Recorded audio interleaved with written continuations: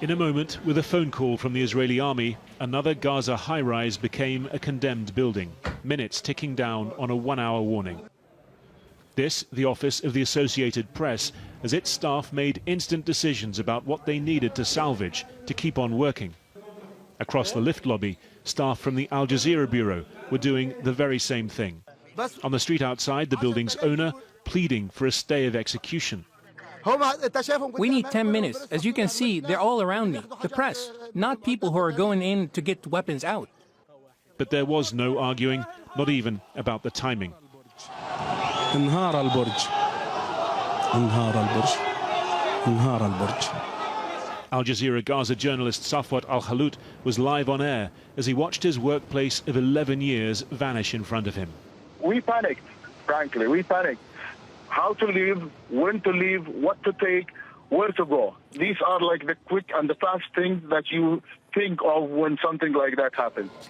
This building was home to families as well as media companies, more to add to the list of homeless in a besieged enclave during days of intensive attacks from the sky.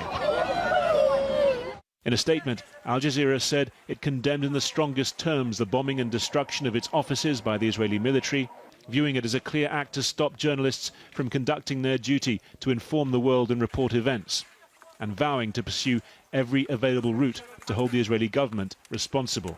The Israeli military said Hamas operatives were using the building and media companies like Al Jazeera and the Associated Press were human shields.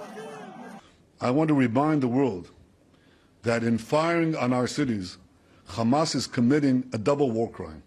They're targeting our civilians and hiding behind Palestinian civilians. We've heard that from the Israelis. I can tell you that we've been in that building for about 15 years with our bureau. We certainly had no sense that Hamas was there.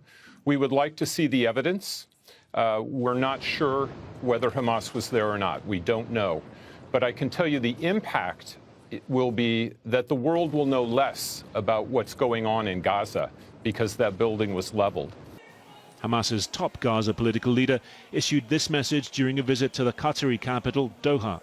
Look, this is the besieged Gaza that has been besieged for 15 years under siege from every direction.